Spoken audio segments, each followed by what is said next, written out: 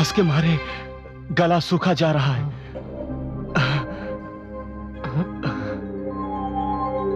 वो देखो सरोवर।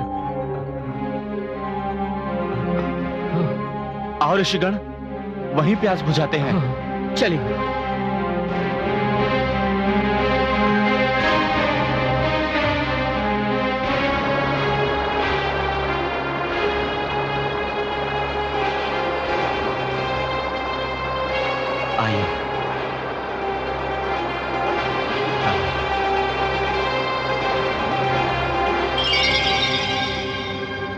अरे अरे अरे ऋषिगण, ये सब क्या हो गया? इस सरोवर का जल कैसे सूख गया? एक नारी को अछूत मानकर उसका अपमान करने का दंड मिल रहा है तुम्हें।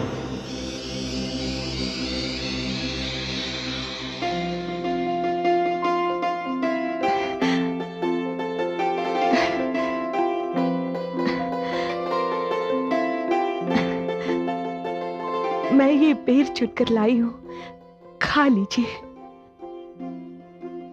मुझे तनिक भी भूख नहीं है माता, किंतु आपका आग्रह है इसलिए खाऊंगा। आप ही के हाथों से खाऊंगा। वहां नहीं माता, यहां बैठिए, बैठिए।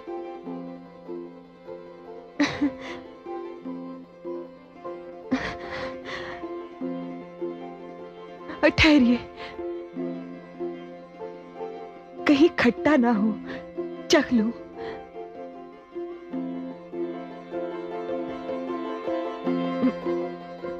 खट्टा है।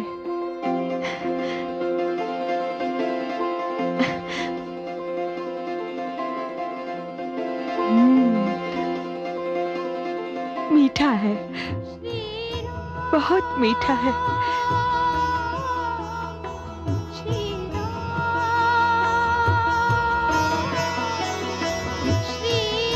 खट्टा है।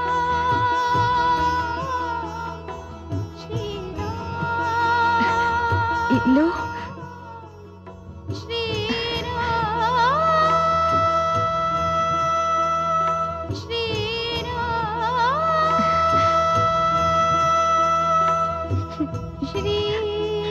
मीठा है, बहुत मीठा है।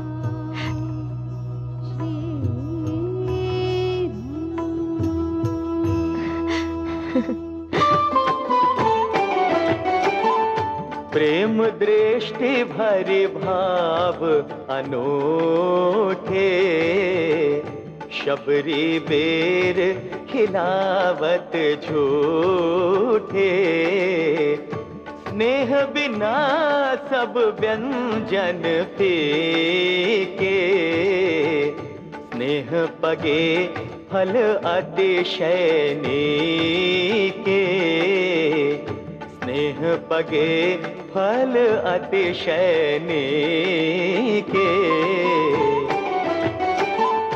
चुन चुन मीठे बेर खिलाए, निरखत राम अश्रु भर लाए। ना कोई ऊंच नीच नहीं कोई, समदर्शी प्रभु मानत सोई।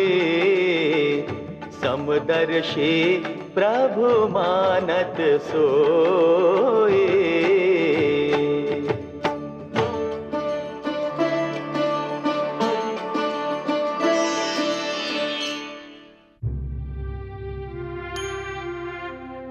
हमें क्षमा कर दे देवी,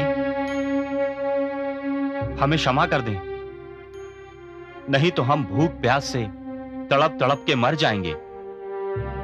हे राम, ये वही ऋषि हैं जो इस आश्रम में रहते थे।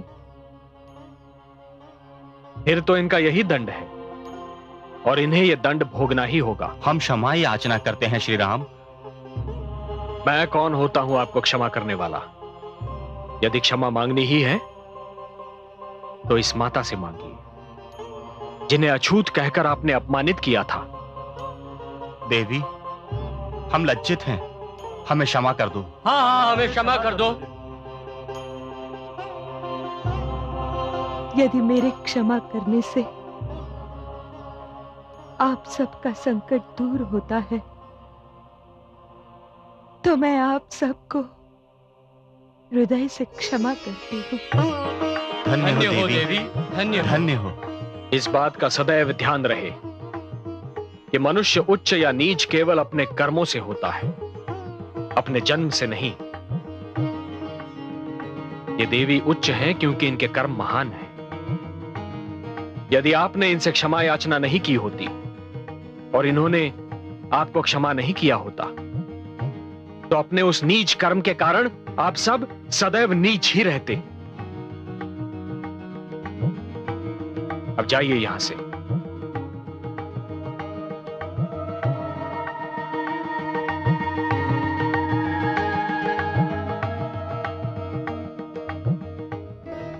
माता, आपके पास से हटने को मन तो नहीं करता, किंतु माता हम किसी एक विशेष उद्देश्य से आए हैं। हमारी यात्रा बड़ी लंबी है, कठिन है, इसलिए माता आपसे अनुमति चाहेंगे। अनुमति?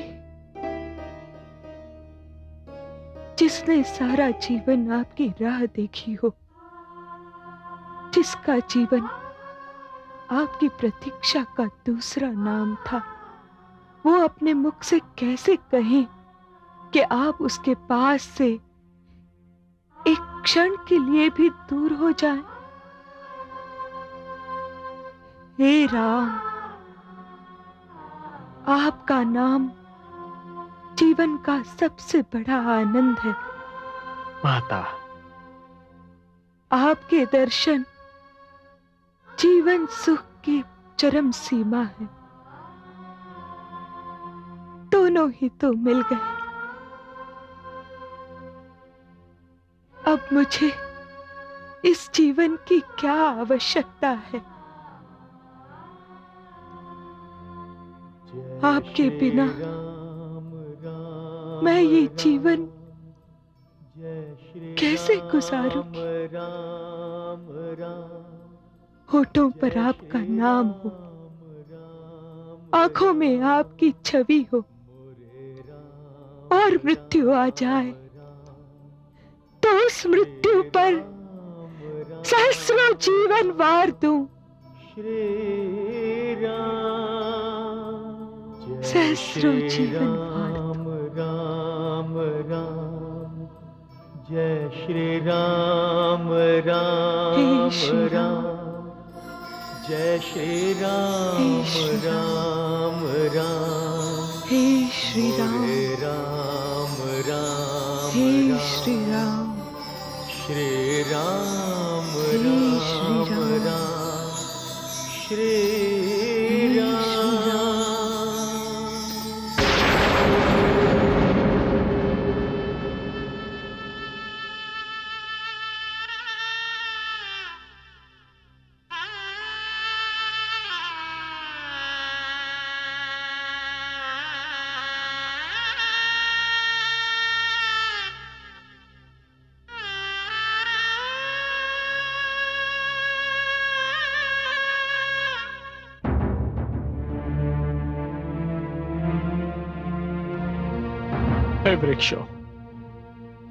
हे वृक्षों, तुमने तो देखा होगा, तुम तो साक्षी हो वृक्षों। वो दुष्ट असुर कहां ले गया मेरी प्रिय जानकी को? उस असहाय, कोमल, निर्बल मेरी प्रिय जानकी को कौन सा असुर कहां ले गया वृक्षों? कुछ तो बताओ, तुम तो साक्षी हो।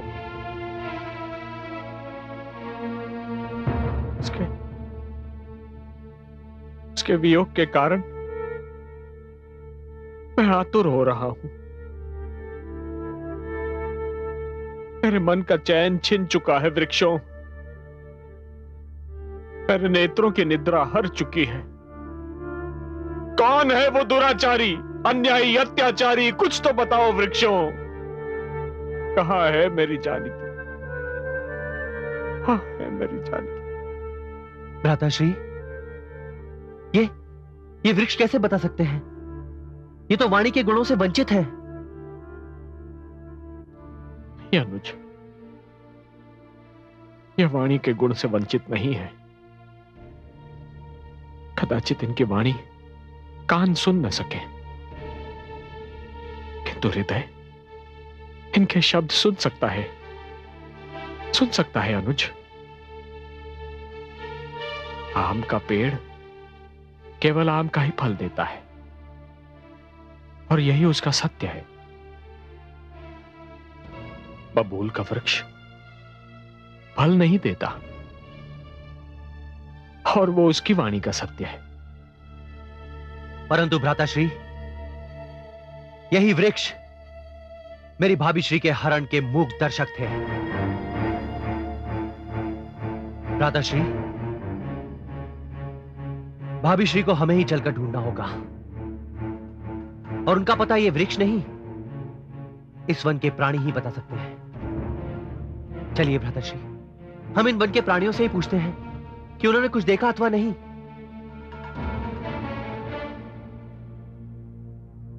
वो देखिए भ्राताश्री, दूर एक पर्वतीय श्रृंखला दिखाई दे रही है।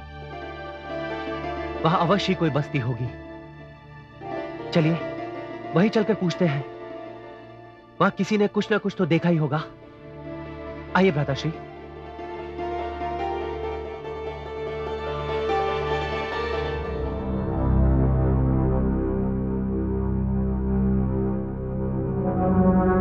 महाराज सुग्रीव, महाराज सुग्रीव, महाराज सुग्रीव, महाराज। मत पुकारा करो मुझे महाराज कहकर, मुझे ये शब्द सुनकर दुख होता है। अब मैं महाराज कहां? अब तो मैं वो शरणार्थी हूं जिसे भ्राता बाली ने अपने देश से निकाल दिया है।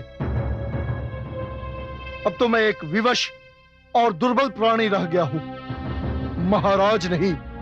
क्षमा करें महाराज, आप जहां कहीं भी हो, जिस स्थिति में भी हो, हमारे लिए तो आप महाराज ही हैं। आपका राज तो हमारे हृदय पर है। और इस समय हम एक सूचना लेकर आए हैं। कैसी सूचना सेवक? कोई अशुभ सूचना तो नहीं? महाराज, हमने 2 तपस्वियों को इस ओर आते हुए देखा है। तपस्वी?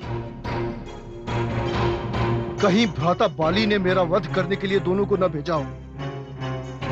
पवन पुत्र हनुमान कहाँ है? वो तो ध्यान मग्न है। जय श्री राम, जय श्री राम, जय श्री राम, जय श्री राम, जय श्री राम, जय श्री राम, जय श्री राम, जय श्री राम, जय श्री राम, जय श्री राम, जय श्री राम, जय श्री राम, जय श्री राम, जय श्री राम, जय। हे पवन सुत अंजनी नंदन, आंखें खोलिए।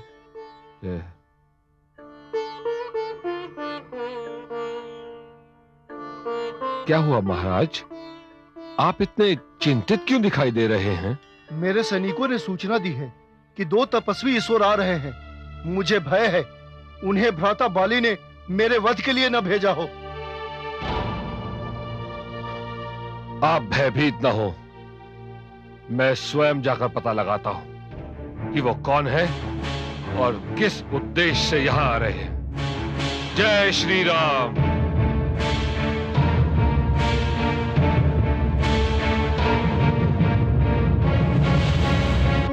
भाभी श्री,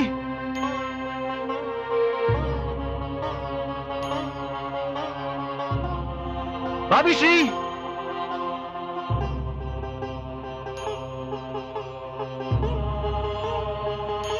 भाभी श्री।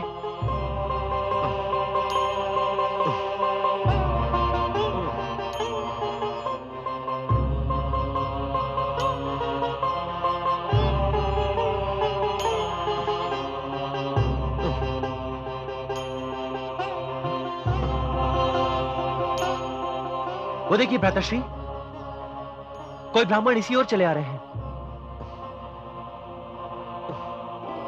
यहां अवश्य आसपास कोई आश्रम होगा।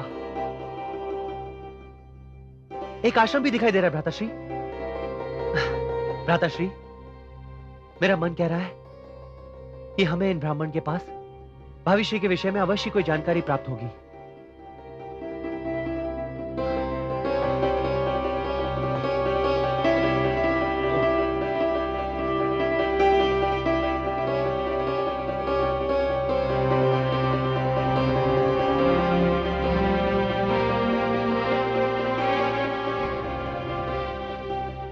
इन दोनों को दूर से ही देखकर मेरे मन में हलचल क्यों मच रही है? क्यों ये लग रहा है जैसे मैं इन्हें युगों से जानता हूं? कौन है ये? मेरा हृदय क्यों इस प्रकार धड़क रहा है जैसे छाती चीर कर बाहर आ जाएगा? वो दिन आ ही गया देवी, जिसके लिए मैंने धरती पर अवतार लिया है। मुझे भी बताइए देवाधिदेव, आप किस दिन की बात कर रही हैं? देवी, पवन सुत हनुमान धरती पर मेरे अवतार हैं। मैं उनके रूप में इसलिए अवतरित हुआ हूं कि मुझे राम के रूप में अपने आराध्य श्री विष्णु की सेवा करनी। मैंने उन्हें वचन दिया था कि जब वो राम अवतार लेंगे मैं सेवक बन के जन्म लूंगा, उनकी सेवा करूंगा। आपके मुख पर अपार आनंद की छाया देखते ही मैं समझ गई थी कि अवश्य ही आज कोई अनोखा दिन है। हां देवी, आज मेरे आनंद की सीमा नहीं। आज के दिन हनुमान के रूप में मेरे अवतार भक्ति और सेवा का नया इतिहास रचेंगे। संसार के लिए सेवा और भक्ति का श्रोताधार बन जाएंगे।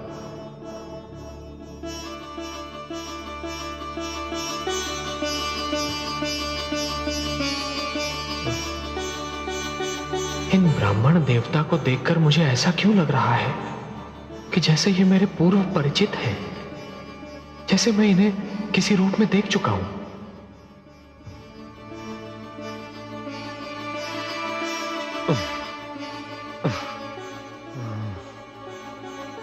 हे आचार्य, क्या मैं आपका परिचय पाने का सौभाग्य प्राप्त कर सकता हूं? मैं एक वृद्ध वेद पाठी ब्राह्मण हूं। वहां उस पर्वत पर मेरा निवास है, परंतु आप लोग कौन हैं? आप अपने परिचय का सौभाग्य नहीं देंगे मुझे? मैं अयोध्या नरेश दशरथ का पुत्र रघुवंशी राम हूं। जय श्री राम राम प्रभु राम। जय श्री राम राम राम। जय श्री राम राम राम। मोरे राम राम राम। हे गुरुदेव भगवान सूर्य, मुझे बताइए जीवन का महानतम उद्देश्य क्या है? जीवन का परम आनंद क्या है? जीवन की महानतम सिद्धि क्या है? सेवा मेरे प्रिय शिष्य, सेवा।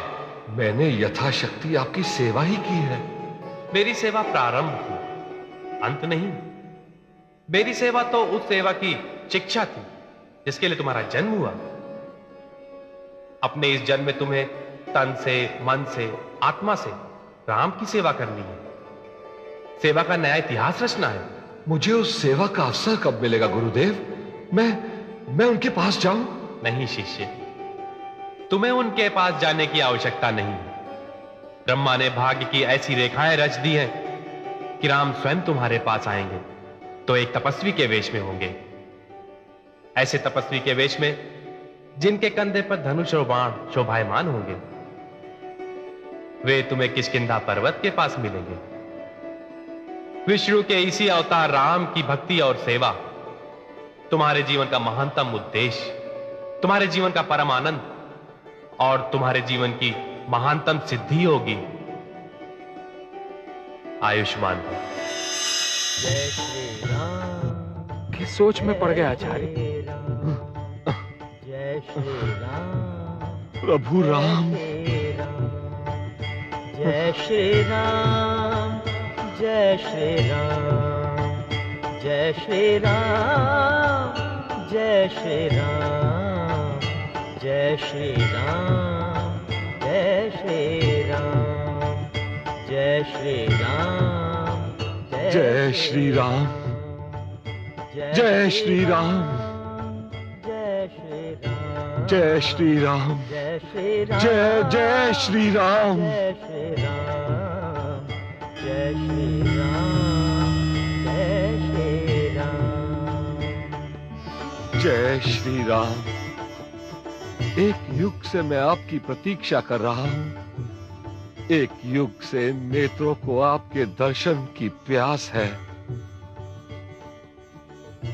एक युग से ही आत्मा आपके लिए व्याकुल थी। एक युग से हर श्वास आपका नाम जपकर तन में समाता था और आप ही का नाम जपकर शेष बाहर आता था। आपकी सेवा ही मेरे जीवन का कारण है और आपकी भक्ति मेरे जीवन का उद्देश्य।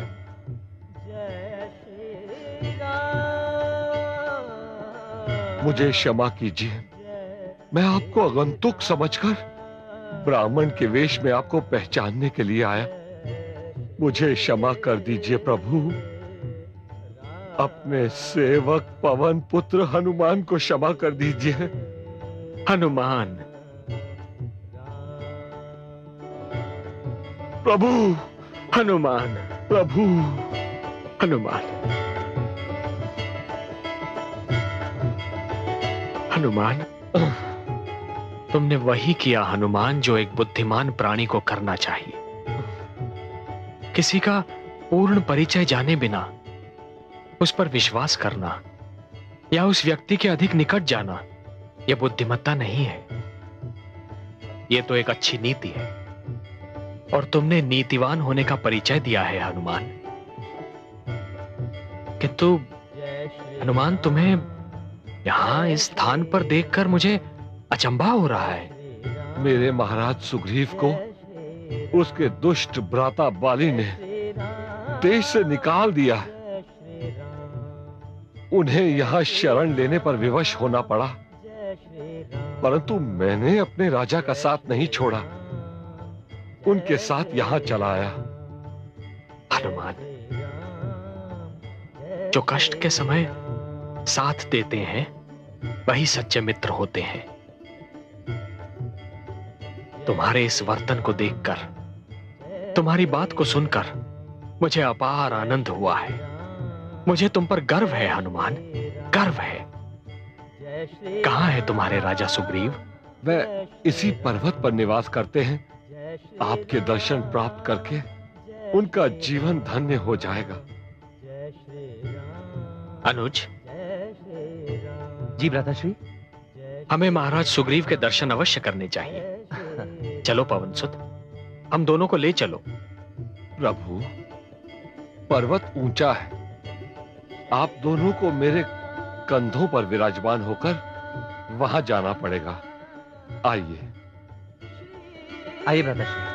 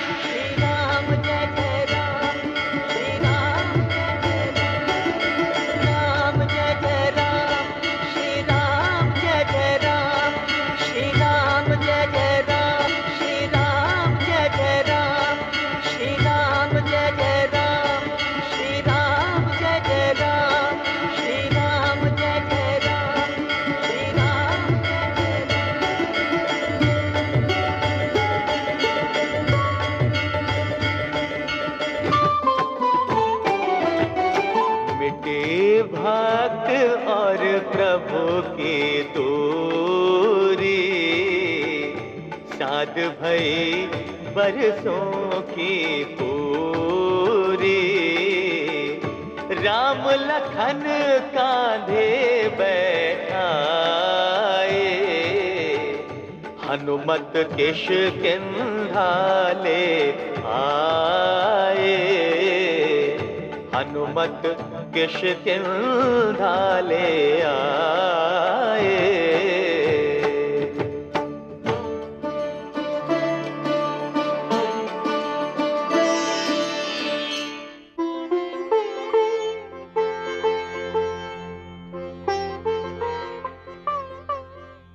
जामवंत, बहुत देर हो गई पवनसुत को गए, अभी तक नहीं लौटे। जाने क्या बात है। जय श्री राम। लीजिए, आ गए पवनसुत, और उनके कंधों पर 2 तपस्वी भी हैं, जिनके विषय में वो जानकारी लेने गए थे। यदि पवनसुत उन्हें अपने साथ ला रहे हैं तो यह स्पष्ट है कि वे हमारे शत्रु नहीं हैं।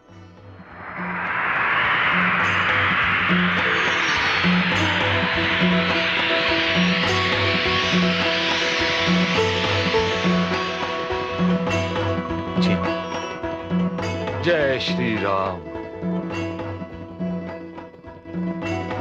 आइए आइए।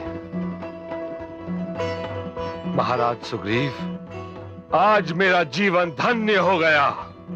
वानरों, जी भर कर देख लो इस सुंदर मुख को, इस मुख की आभा को। यही मुख सृष्टि की रचना का कारण है। इसी आभा के दर्शन जीवन का उद्देश्य है। जी भर के निहार लो इसे। यही वो रूप है जो सिमटे तो एक कण में समा जाए और बढ़े तो आकाश भी छोटा पड़ जाए। यही मेरे आराध्य हैं, जगत तारक हैं, पतित पावन हैं, दीन दुखी के स्वामी है, नाथ हैं। यही रघुवंशी श्री राम है। जय श्री राम। जय श्री राम। जय श्री राम। जय श्री राम। आइए, विराजिए, यहां विराजिए, विराजिए।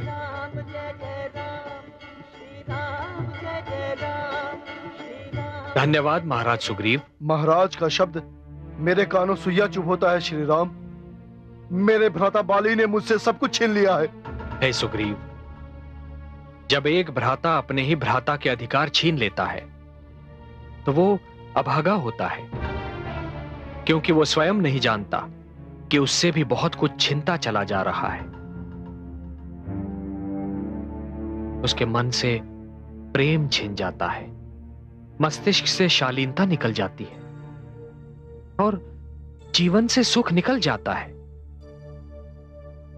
और जिस व्यक्ति के पास प्रेम, शालीनता एवं सुख न हो, ऐसा व्यक्ति आजीवन एक अनदेखी अग्नि में जलता रहता है। जय श्री राम। सुग्रीव, इस प्रकार जब सूर्य की किरणें धरती छोड़ देती हैं तो धरती पर अंधकार का राज्य जम जाता है। उसी प्रकार जब मन से भ्रातृ प्रेम का भाव निकल जाता है तो मन पर अहंकार का राज्य जम जाता है, और अहंकार बुद्धि का वैरी है। वैर्य एवं द्वेष शांति के हत्यारे हैं। जय श्री राम। हे राम, मेरे महाराज को यदि आप जैसे महापुरुष की मित्रता मिल जाए तो उन्हें वो सब मिल सकता है जो वो खो चुके हैं। पवन पुत्र, मित्र तो स्वयं मैं भी ढूंढ रहा हूं। आप भी मित्र ढूंढ रहे हैं? हाँ पवन पुत्र, जिस प्रकार एक प्यासे को जल की, खेत को वर्षा की, धरती को प्रकाश की, पुष्प को सूर्य की प्रथम किरण की एवं शरीर को आत्मा की आवश्यकता होती है, उसी प्रकार जीवन को मित्र की आवश्यकता होती है। कष्ट के समय केवल मित्र ही तो काम आता है। पर आपको क्या कष्ट है श्री राम? सुग्रीव, किसी दुष्ट ने मेरे जीवन से सुख, मेरे नेत्रों से स्वप्न एवं मेरी आत्मा से आनंद हर लिया है। कोई असुर मेरी जीवन संगिनी, मेरी प्राणदायिनी, मेरी अर्धांगिनी जानकी को उस समय हर ले गया जब मैं और मेरा अनुज लक्ष्मण अपनी उस कुटिया से कहीं दूर चले गए थे जहां हमने अपना बसेरा किया था। यदि आप में से किसी ने किसी दुष्ट को, एक असहाय, कोमल एवं विलाप करती हुई नारी को साथ ले जाते हुए देखा हो तो मुझे बताने की कृपा करें। वो मेरी सीता को कहां ले गया? हाँ, मुझे कुछ कुछ स्मरण है। मैंने आकाश मार्ग पर पुष्पक विमान जाते देखा था। उसमें एक ऋषि कन्या विलाप कर रही थी और अपने आभूषण फेंकती जा रही थी। आभूषण? कहां है वो आभूषण? क्या उन्हें किसी ने संभाल के रखा है? हाँ श्री राम, मैंने वो आभूषण चुने थे और उन्हें बड़ी सुरक्षा से संभाल के रख दिया था, क्योंकि न जाने क्यों मुझे विश्वास हो गया था कि वो किसी पतिव्रता के दिव्य आभूषण हैं। पवन पुत्र, मुझे वो आभूषण दिखाओ पवन पुत्र। अभी लाया।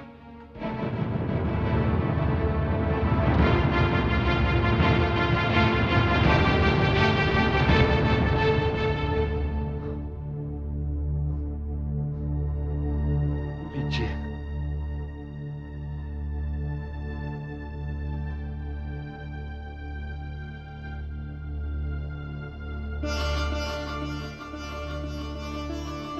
ये कान का बाला, ये तो वही है, ये तो वही है जो मेरी सीता का बनकर दमकता था। ये कंठमाल भी तो वही है पवन पुत्र, जो दिन रात मेरी जानकी के गले से लगी रहती थी। और ये हाथ की माला, ये वही है पवन पुत्र, ये वही है जो मेरी सीता की कोमल कलाई को थामे रहती थी। अनुज, अनुज, अनुज, अनुज, देखो, तुम तो इन आभूषणों को पहचानते हो। ये तो तुम्हारी भाभी के हैं। नहीं भ्राताश्री, क्षमा कीजिएगा, क्योंकि मेरी दृष्टि सदैव मेरी भाभी श्री के चरणों पर ही स्थिर रही है। मैंने अपनी भाभी श्री के चरणों के ऊपर आज तक नहीं देखा भ्राताश्री। तो फिर मैं कैसे बता सकता हूं कि उनके कान के बाले कैसे हैं, उनके गले की कंठमाला कैसी है, उनकी कलाइयों की माला कैसी है। हां भ्राताश्री, इन बिच्छुओं की जोड़ी के बारे में बता सकता हूं, जो सदैव मेरी भाभी श्री के चरणों की शोभा बढ़ाया करती थी। मेरी भाभी श्री के चरण और उनके आभूषण मेरे मन, मेरी आत्मा पर अंकित है। भ्राताश्री, ये बिच्छुओं की जोड़ी मेरी भाभी श्री की है।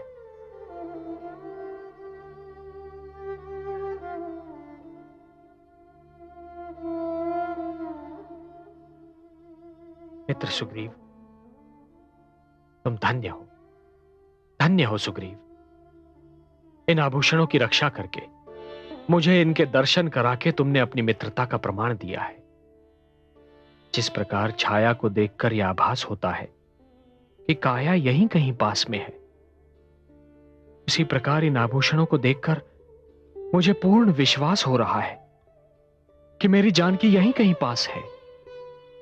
उसे इसी मार्ग से कहीं ले जाया गया है। आप चिंता न करें, मेरे वानर सैनिक चारों दिशाओं में देवी सीता को खोजेंगे और पता लगा लेंगे कि वे कैसी हैं और कहां हैं। सुग्रीव, तुमने अपनी मित्रता का प्रमाण दे दिया। अब राम की मित्रता स्वीकार करो। आज से तुम्हारा मित्र मेरा मित्र और तुम्हारा शत्रु मेरा शत्रु। जय श्री राम, जय श्री राम, जय श्री राम।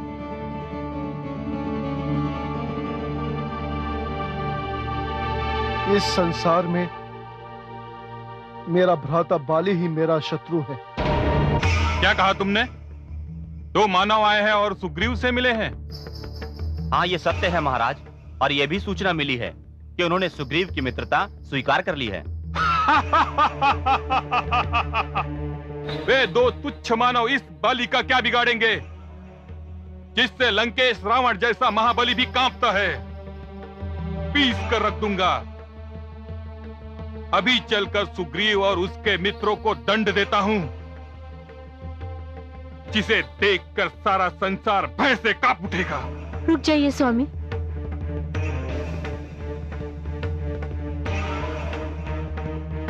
रुक जाइए स्वामी, आप वहां जाने की भूल कदापि न कीजिएगा। मत रोको मुझे। इससे पहले सुग्रीव और उसके नए मित्र मेरे विरुद्ध कोई षड्यंत्र रचे, मैं उन्हें समाप्त कर देना चाहता हूँ। पर आप ये भूल रहे स्वामी कि आपको ऋषि ने शाप दिया था, यदि आपने उस पर्वत पर पग भी रखा तो आपके सिर के 100 टुकड़े हो जाएंगे।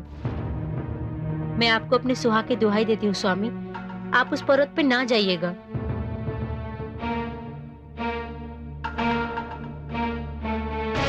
नहीं जाऊंगा। तुम्हारा धन्यवाद देवी, जो तुमने ऋषि के शाप का ध्यान दिलाया। सैनिकों, आज्ञा महाराज। जाओ, ऋष्यमुख पर्वत पर दृष्टि रखो। जैसे ही वो सुग्रीव उस पर्वत पर से पग नीचे रखे, मुझे तुरंत सूचित करो। मैं उस दुष्ट सुग्रीव के तन के 100 टुकड़े कर दूंगा। जाओ। जो आज्ञा महाराज।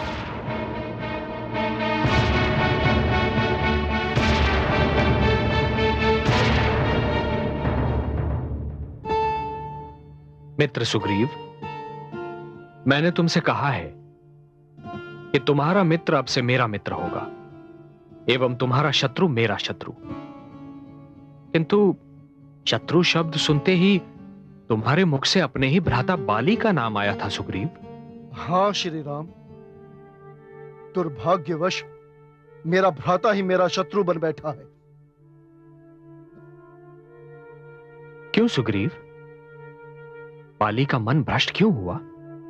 मुझे बताओ मित्र। आपको नहीं बताऊंगा तो और किसे बताऊंगा? इस संसार में आप ही तो मेरे परम मित्र हैं।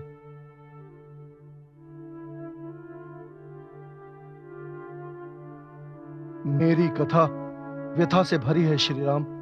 भ्राता बाली को यह वरदान था कि जो भी उससे युद्ध करने उसके समक्ष आएगा, उसका आधा बल अपने आप बाली में समावेश कर जाएगा। कई महान योद्धा भ्राता बाली से लड़ने आए और अपना आधा बल गंवाकर उनके हाथों मारे गए। कदाचित मायावी नामक दानव को इसका ज्ञान नहीं था।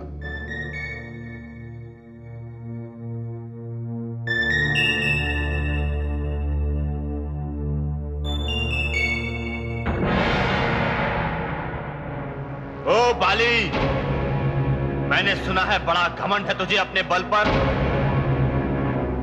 मैंने सुना है तूने कई छोटे मोटे योद्धाओं को पराजित करके स्वयं को अजय और महावीर मानने लगा है।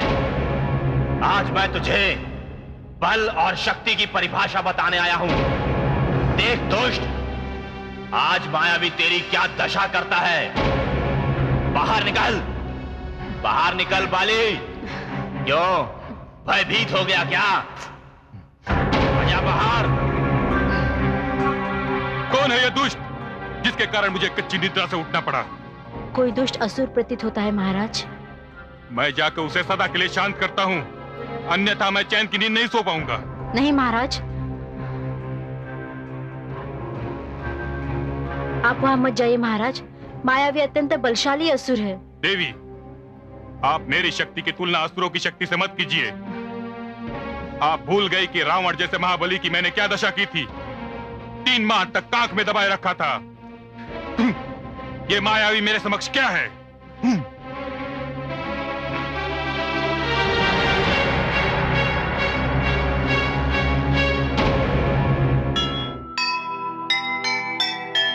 विधना का क्या खेल है, जहां खिला है फूल,